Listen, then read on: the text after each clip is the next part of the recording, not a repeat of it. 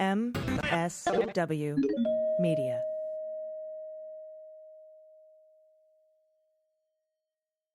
Thanks to ZBiotics for supporting the Daily Beans. ZBiotics engineered a pre-alcohol probiotic. Go to zbiotics.com/dailybeans to get 15% off your first order when you use code DailyBeans at checkout. News with swearing. Daily Beans, Daily Beans. Daily Beans, Daily Beans. Hello and welcome to the Daily Beans for Tuesday, February 14th, 2023. Today, the judge in the Fulton County DA case investigating 2020 election interference has ordered parts of the special purpose grand jury report released. George Santos and the case of the missing $365,000. The Department of Justice has been given another extension to weigh in on Trump's civil immunity claims. And the chair of the Georgia Republican Party is calling it quits. I'm Allison Gill. And I'm Dana Goldberg. Happy Valentine's Day. I love you. I love you. And just, you would have asked at the end of the episode, do you have any final thoughts? And these would have been my final thoughts, but sometimes people don't stay to the end. I know it's Valentine's Day, but think about any sort of love, and that's including self-love. So if you don't have a special someone today, please don't feel down and out about this stupid commercial holiday, because people should love each other every day. But just remember that. You don't have to have someone special. Love a friend, love your pet. Don't love your animals, though. Like, you can love your animals, just don't love your animals. You remember Janine Garofalo? Yeah. Truth about cats and dogs. Exactly. But don't let this holiday get to you. But if you do have someone that is special in your life, give them a squeeze, give them a kiss, do whatever you do. But also, if you don't, just remember, you got a lot of love around you. So enjoy that today. Yeah, we love you. Happy Valentine's Day. Exactly. Also, I do not accept heart-shaped jewelry. Just putting that out there. Okay. All right. That's all I have to say. There you have it. I have to go because I need to return something. I'll be back in about 15 minutes. That Open Hearts collection by Dr. Quinn Medicine Woman. Remember that? It looks like a pair of... No. It's awful. Anyway. God. Yeah. If I ever give someone like heart jewelry, it's going to be a literal heart, like not like the cartoon heart, like ventricles and everything. And I'll be like, I love you.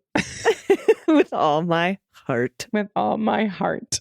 All right. Well, we have a lot of news to get to today. Also, we have a good news segment at the end of the show. Stick around for that. It's always worth it. If you have any good news you want to send in, you can do it at dailybeanspod.com and click on contact. Let's get to the news. Let's hit the hot notes. Hot notes. All right, first up, from Hakim and Fawcett at the New York Times, a Georgia judge said on Monday he would disclose parts of a grand jury report this Thursday that details an investigation into election interference by the former guy and his allies, though he would keep much of it secret for now. Delaying the release of parts of the report until Thursday will allow Fulton County District Attorney Fani Willis time to meet with the judge and discuss the logistics of the publication and the possibility of further redactions. In making his ruling, the judge, Robert McBurney of Fulton County Superior Court, said the special purpose grand jury raised concerns in its report, quote, that some witnesses may have lied under oath during their testimony. But the 8-page ruling, yeah, I know, shocker. But the 8-page ruling included a few other revelations about the report, but not many, and the contents of which have been carefully guarded, with only one physical copy in the possession of the DA's office. The ruling does, however, indicate that the special grand jury's findings are serious. The report includes, quote, a roster of who should or should not be indicted and for what in relation to the conduct and aftermath of the 2020 general election in Georgia.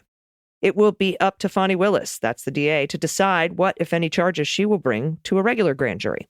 Judge McBurney said he would release portions of the report on Thursday, like I said, in addition to the part detailing the grand jury's concerns about witnesses lying under oath. He'll make public the report's introduction and conclusion, sections that could give a general impression of the extent to which Trump and others might face legal jeopardy. At a hearing last month, a coalition of news organizations asked the judge to make the whole report public, as the jurors had recommended. But Ms. Willis sought to keep the special grand jury's findings secret, at least ahead of her charging decisions, which she said were imminent. And she said that during the hearing, she was mindful of protecting future defendants' rights. Judge McBurney said in his ruling that the nature of the special grand jury process allowed for only very limited due process for those who might now be named as indictment-worthy in the final report. Because of that, he said, the report's charging recommendations are for the DA's eyes only, for now. Thomas Clyde, a lawyer for the news organization, including the New York Times, declined to comment on the ruling. Ms. Willis, in a statement, said Monday, I believe Judge McBurney's order is legally sound and consistent with my request. She will not file an appeal. If Fani Willis is satisfied, Dana, I am satisfied. Indeed. Now, nearly 20 people known to have been named targets of the criminal investigation, as well as others, could face charges, including Rudy Giuliani, and David Shafer. I have another story about him later in the show. He's the head of the Georgia Republican Party. For now, the central question is whether Trump himself will face criminal charges. Legal analysts who have followed the case say there are two areas of considerable risk for Donald. And I read the entire ruling, Dana, and I saw a big hint in it that Trump himself will be indicted. I will reveal that hint on tomorrow's Cleanup on Aisle 45 podcast, which is free to the public. It's just me right now. Peter Strzok will join me as the new co-host next Wednesday, February 22nd. So mark your calendars. I'm very excited. All right, thank you so much. And my favorite drag queen in the news, Representative George Santos, if that is his real name, has spent his campaign money in plenty of conspicuous ways, from lavish hotel stays in Vegas to Palm Beach, Florida, to an unusual slew of payments for exactly $199.99, 2 cents below the threshold where receipts would be required. But deep within Mr. Santos's campaign filings, the New York Times found another eye-catching number: $365,399.08 in unexplained spending, with no record of where it went and for what purpose. While the mysterious expenditures, which list no recipient and offer no receipts, account for nearly 12% of Santos's campaign's total reported expenses, many times exceeding what is typical for congressional candidates. Now, fellow New York House members, for example, failed to itemize between 0 and 2% of their expenses this past cycle. Yep, 12% for Santos, without explanations for each expenditure in the reports filed with the Federal Elections Commission. It's impossible to determine if Mr. Santos spent campaign funds on legitimate election-related purposes. Now, election laws experts, they said that the $365,000 in unexplained expenses were not necessarily illegal, but suggested a pattern of remarkable sloppiness, if not an attempt to cover an improper spending that violated campaign finance laws. It's that which one. would be illegal. Now, the unexplained spending is among a litany of irregularities found in nearly every aspect of how the Santos campaign handled its finances, and this was found by the Times. Now, several donors said in interviews that Santos' campaign or associated groups misrepresented how much they gave. Now, campaign finance documents show discrepancies between what the Santos campaign reported having spent and what recipients, such as the Republican candidates, reported having given. When the campaign has amended its filings, as it has 36 times, some payments have gone up or simply just disappeared. And though other New York candidates list $26,000 in donations from Mr. Santos, the contributions do not appear in his filings at all. Right. Mr. Santos' director of communications declined to comment. Really shocking. Joe Murray, his lawyer, said that it would be inappropriate to comment giving ongoing investigations into Mr. Santos. Yes, okay. The degree to which Mr. Santos has seemingly stretched campaign finance rules underscores the challenge that the FEC faces in its effort to monitor hundreds of federal campaigns and an exploding number of political committees across the country each election cycle. The Santos campaign's accounting of the political donations it received is also littered with discrepancies. Some donors say the amount reported by the campaign did not match what they actually gave. And several donors interviewed by the Times received letters from the FEC asking them to explain donations that appear to be above the legal threshold. Well, but the issues went beyond that, AG. In one case, the campaign reported 24 separate transactions from one donor that totaled nearly $20,000, in excess of what is legally allowed. All are linked to the donor's former address, but they use different versions of the donor's name, which is hilarious, making it appear as if the money is coming from two different people. Now, some of the contributions incorrectly refer to the donors having a spouse. The donor, who asked not to be identified, said his own records indicated that he gave around $13,000 to the campaign, which I'm sure he would like back at this point, and an associated committee in 6 transactions through that period. Now, another generous Santos donor, his name's Andrew Intrader. I'm going to go with Intrader. because it sounds illegal, said that that his personal financial records show that he donated around $250,000 to the campaign and various Santos-connected political groups during the 2020 cycle. But not all the donations in the filings matched Mr. Intrater's records. This is what he said. Now, Mr. Intrater gave $175,000 to something called Rise New York PAC, which is a voter registration effort he later learned was run by George Santos' sister and Nancy Marks, who's his campaign treasurer, only to later discover that $95,000 of that was not reported by the group in the financial reports required by the state.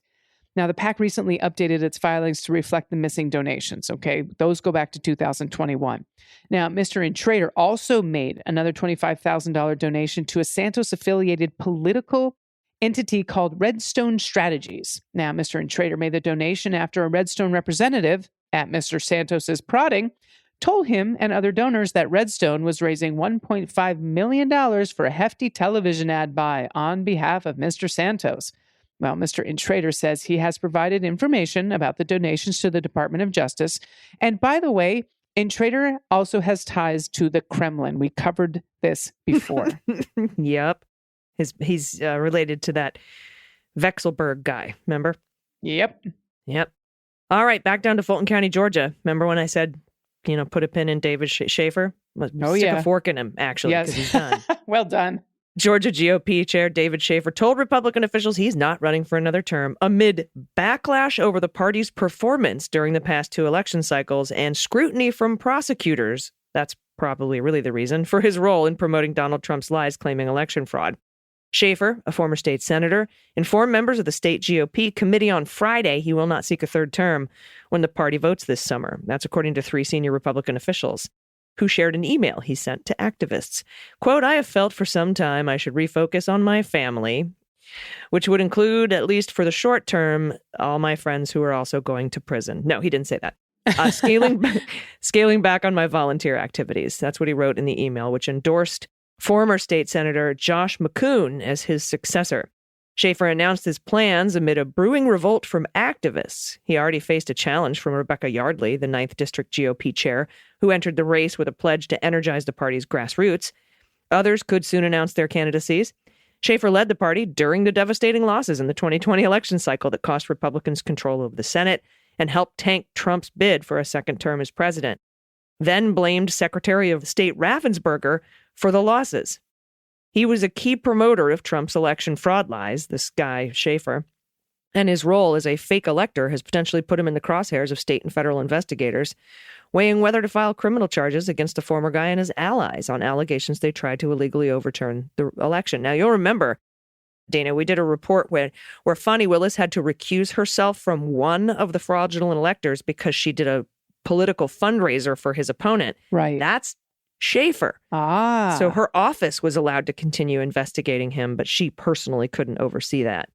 Shafer's memo to party leaders on Friday framed himself as an aggrieved victim of partisan politics. He depicted 2022 as an incredibly dark environment in which the organs of law enforcement have been weaponized against Republicans. Organs? Like the... He wrote that he'd been subpoenaed by the U.S. House January 6 committee and visited by federal agents and listed as a target for potential criminal prosecution by Fulton County DA Fani Willis as part of her probe.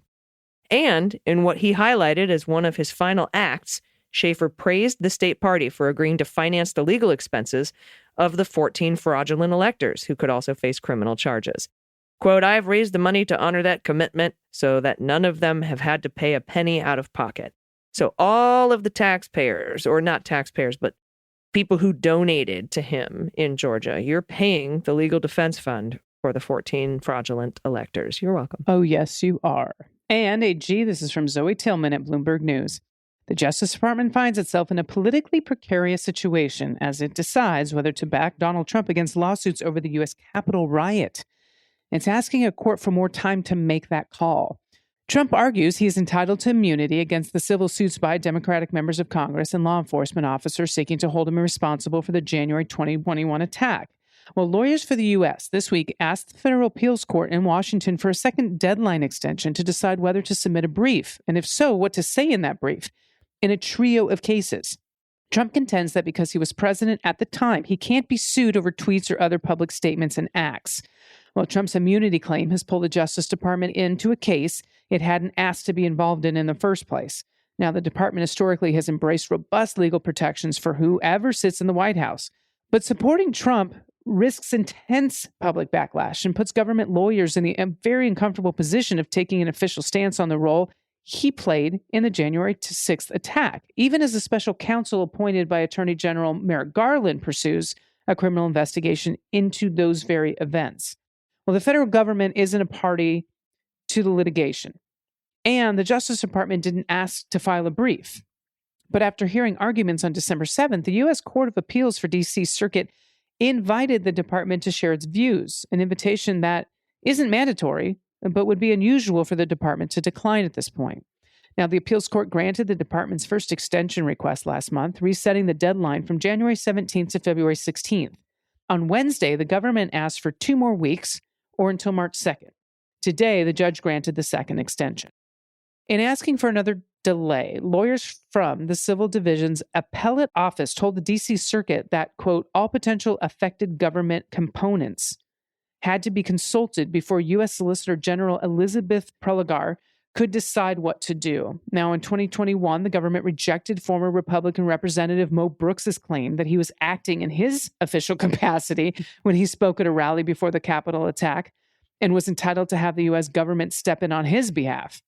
Well, department lawyers wrote that the rally was, quote, campaign activity, and that the allegations against Brooks that he conspired to incite violence against Congress wouldn't fall within the scope of his employment, nor should it. A judge later dismissed Brooks from the case completely. Now, Trump appealed after a federal judge in Washington rejected his immunity defense. During his arguments, a 3-judge panel of the D.C. Circuit grappled with how to balance Trump's sweeping claim of immunity for his public statements with the plaintiff's position that interfering with the peaceful transfer of power crossed the line. So it is a really complicated case. It'll be interesting to see how this one unfolds. Yeah, and these are the civil cases. You know, Benny Thompson, Eric Swalwell, and then the Blasingame suit where the police officers, the Capitol police officers, those 3 suits, you know, against Trump. Yes. Civil suits, not criminal. And we do know Benny Thompson withdrew his suit because he became chair of the January 6th Select Committee. So it's now we're up to the Blasingame and the Swalwell suit, and we'll see how it goes. But they keep asking for more time, and I can't figure out why. Are they waiting for January 6th indictments? Because those aren't going to come probably until end of spring, right? Like we've been saying, and they're keep pushing it back to March 2nd. They aren't asking for like, hey, October, can we do October? You know, so I'm not sure like how this is going to play out or what it is that they're stalling for. Maybe they just literally need more time, but it feels like they're stalling, Dana. I'm not sure. It sure does. All right. Well, we'll find out when they write it up. Apparently it's due March 2nd. Okay, everybody, we're going to take a quick break and we'll be right back with the good news. Stick around. After these messages, we'll be right back. Hey, everyone. When I drink alcohol these days, I don't bounce back the next morning like I used to. This means that sometimes I would be the only person in the group not drinking, and I would even occasionally drop out of plans with friends altogether. But now I don't have to miss out on those social gatherings because I found the perfect solution. It's called Z-Biotics. Z-Biotics Pre-Alcohol Probiotic is the world's first genetically engineered probiotic. It was invented by a PhD scientist to tackle rough mornings after drinking. Here's how it works. When you drink, alcohol gets converted into a toxic byproduct in your gut. It is this byproduct, not dehydration, that's to blame for your rough next day. Z-Biotics produces an enzyme to break this byproduct down. It's designed to work like your liver, but in your gut, where you need it the most. Just remember to drink Z-Biotics before drinking alcohol. Drink responsibly, and get a good night's sleep before you feel your best tomorrow. Z-Biotics helps me avoid rough mornings the day after I go out for a few drinks with my friends. Every time I have Z-Biotics before drinking, it makes a huge difference in how good I feel the next day. I'm able to bounce out of bed, get up, take my supplements, and then, head to the gym. Start tackling my to-do list. It's awesome. I can't imagine going without it again. So give Z-Biotics a try for yourself. Go to zbiotics.com/dailybeans to get 15% off your first order when you use code dailybeans, all one word, at checkout. Z-Biotics is backed with a 100% money-back guarantee, so if you're unsatisfied for any reason, they will refund your money with no questions asked. That's Z-Biotics, ZBIOTICS.com/dailybeans, and don't forget to use code dailybeans at checkout. am Frances Callier. And I'm Angela V. Shelton. And we're Frangela. You know what you need in your life? The Final Word podcast. Yes, you do. That's right. It is the final word on all things political and pop cultural. Where we make real news real funny. Where we inspire you so you can hashtag resist. Subscribe and get a new episode of the Final Word podcast each week. It's the news we think you need to hear. That's right. We think you need to hear it. Okay? Yeah, it's what we say so. That's right. And because all we do is give, every Thursday you can listen to our hysterical podcast, Idiot of the Week. We round up the stupid because you know what? Somebody has to. Okay. All we do is give.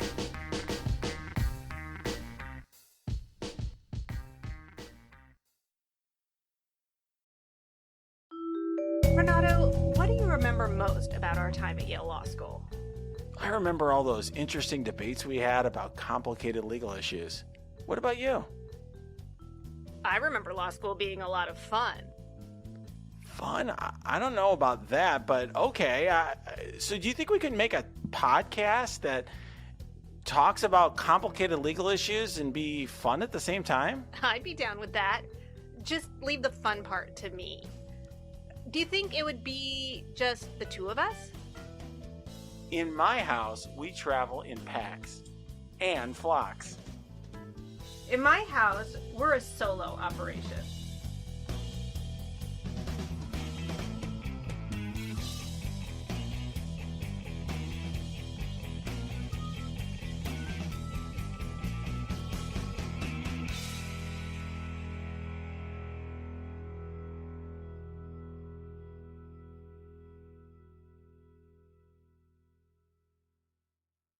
Everybody, welcome back. It's time for the good news. Who likes good news, everyone?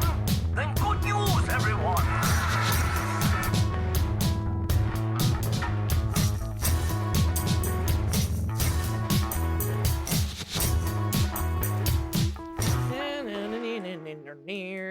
Good news, good news. And if you have any good news, confessions, or corrections, or if you want to send us your rescue pup so we can play What the Mutt, we've gotten quite good at it, except we tanked yesterday, Dana. Oh my God. We got like we got maybe a tenth of a pup. Yeah. Give us another chance and send it in. We'll try to guess the breeds in your rescue dog. Or, you could play Find the Cat. Where you send us a picture that your cat is supposed to be there, and maybe it's not as readily apparent as it should be. We love to play that game too. If you want to give a shout out to somebody you love, or a shout out to a local business, I mean, there's anything you want to send us. Really, you can do it at dailybeanspod.com and click on Contact. So first up, Dana, from Jen, pronouns she and they. I first found the Daily Beans when I was spending New Year's Eve 2020 listening to Dana as the host of the Olivia special online during COVID. I've been following you both ever since. My wife and I will be celebrating our 10-year anniversary on the anniversary cruise with Olivia Travel. I was inspired to go on this cruise, not our usual mode of travel, because I saw that Dana would be on board, and I was so excited to meet you. I just learned that because the first cruise was sold out, we're on the second cruise. It looks like you're not on that one. So sad. Thanks for turning me on to this podcast, as you have been the main source for my news for a couple of years. Dana, our community owes you a debt of gratitude for all you do for the LGBTQ plus community. And I agree, Dana. Oh my goodness, Jen, if possible, and send an email. If you don't mind, I can get your email from the producer. I don't know what city you live in, but hopefully we can find another way to at least meet each other at a show, or I don't know, passing in Fort Lauderdale. We'll figure it out. But I'm so sorry that didn't work out. But I love that you listen, and I love that you watch that show, and I hope you have a blast on the second week. It's going to be amazing. It's going to be amazing. So thank you so much. This next one's from Rusty Squid, pronouns he and him. Hey, Beans Queens. I signed up as a patron to support your incredible casts. Belated happy birthday to AG from Another Aquarian. I just turned 60 last week. Well, a belated birthday to you, Rusty. Yeah. A shout out to my Blue Indiana Sailors from Larry Bird's hometown. Now, the mutts in this photo below are 3 dogs that I dog sit. The pug is Winnie, the lab is Sparkles, and Lacey? Well, you tell me. LOL. Seriously, we don't know. Also, some frogs I wanted to exhibit. Exhibit? Get it? I do get it. All right, so we got a pug and a lab. And where's the third one? Oh, yeah, look, it's like a little Benji dog. Yeah. So cute. It's so cute. Yeah, I'm going to say whatever Benji is what that dog is. That's exactly right. It's a Benji breed. Froggies. Look at Froggies. Hey, Froggies. Thank you for the frogs. I appreciate that.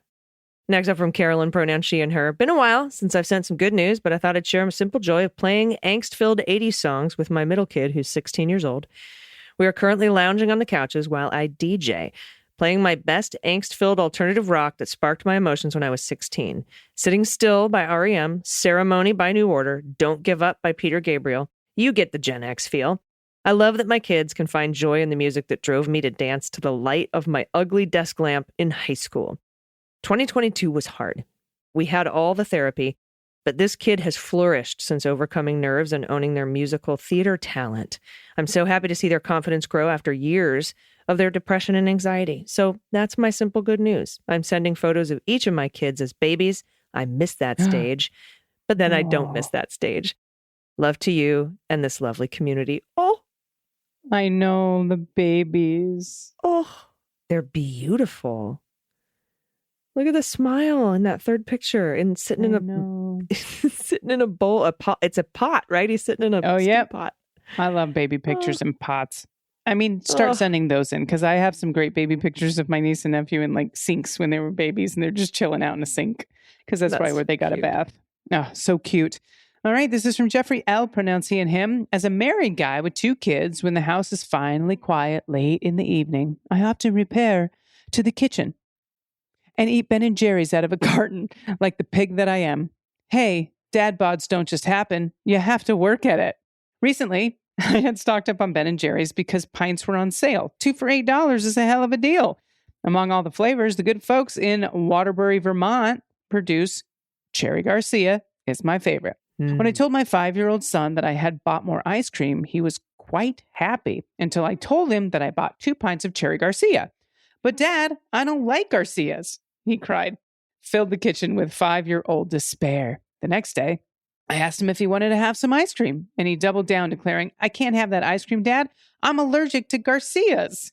Well, after deciding that this was not a battle to be fought because it would allow me to eat all the Cherry Garcia myself, I explained to him a week or 2 later that Garcia is a family name, and Cherry Garcia is a takeoff on the name of a musician from Daddy's favorite band.